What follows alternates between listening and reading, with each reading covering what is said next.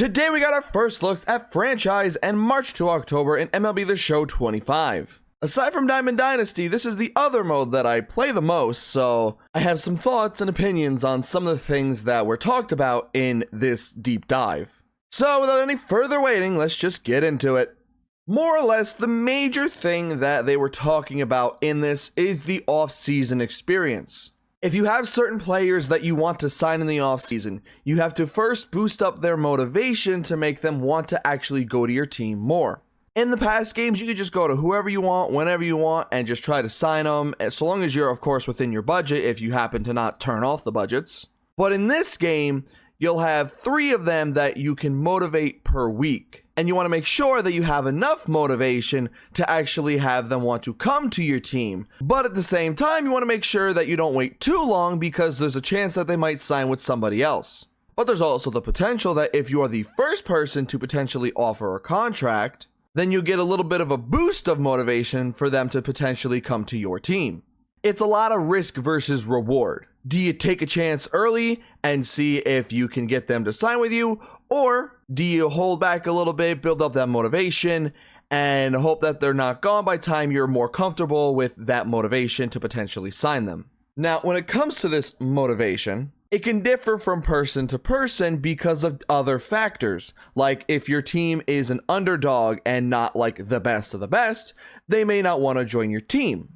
However, there's also a chance where if you're going to sign somebody and maybe they're not the best of the best, but they're a serviceable player, but you have one of the really good players at a specific position, which happens to be their position, they may not want to sign and they may not want to actually have to try to compete for that job or move off of their position.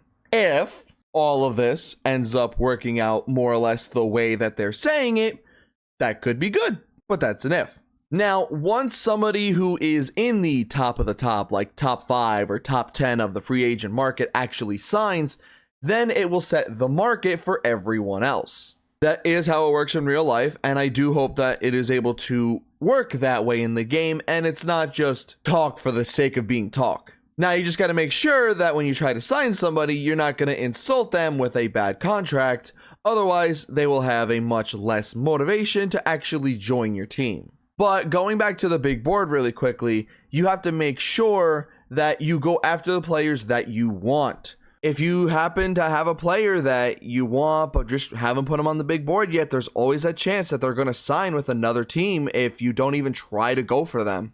Also, you will see some of the other teams that might be interested in some of the players, but like in real life, there's always the chance for mystery teams. You're not always going to know all the teams that are wanting to potentially sign a player, and you never know when one might just come in and swoop them out of nowhere. But kind of going into the mystery teams, there are 2 other possibilities when it comes to actually signing the players, either for yourself or for another team.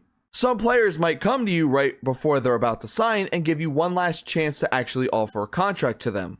And the other way is that there might be some players that will come to you first because that's just how much they want to sign with your team. Now, the contract value that you can give players year per year is now higher than it was last year, probably going up to either 45 or 50 million instead of the max in the past year being 40 million. My question when it comes to actually signing a player is, can I pick how much they make each year, like how it is in real life? Maybe the first couple years I want to give somebody 30 million, but then in year like 4 and 5 I want to give them 33 million, but then go back down to 30 million. Or is it just going to stay the whole, it increases each time or it decreases each time per year? I would really like to have that flexibility of being able to, pick how much they make per year or discuss how much they make per year instead of it just being those 2 options or just straight through every time. The thing is, it probably won't happen. It'll probably just stay as it always has been, but I really think it'd be a nice addition.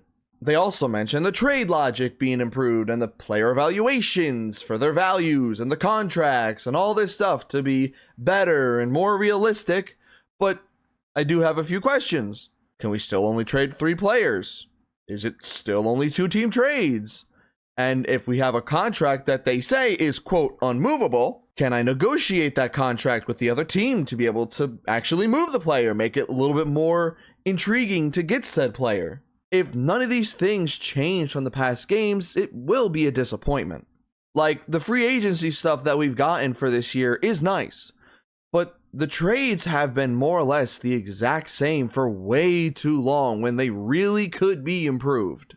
Finally, they mentioned the updates to presentations, whether it be the stadium announcers, using the same game announcers, or the game presentations themselves when you're loading into your games, or at random points throughout the games as well.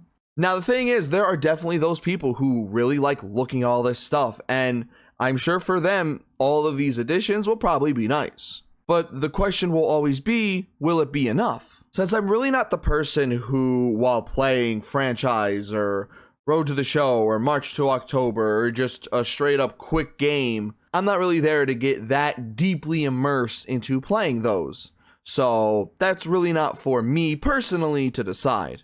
But my final thoughts when it comes to all this, while it's nice, I do hope that on Thursday, there's some stuff that they're still kind of holding back. Like some of the things when I mentioned trading. Also, maybe we can have 25 or 26 players in single A as well to help build our teams out a little bit more.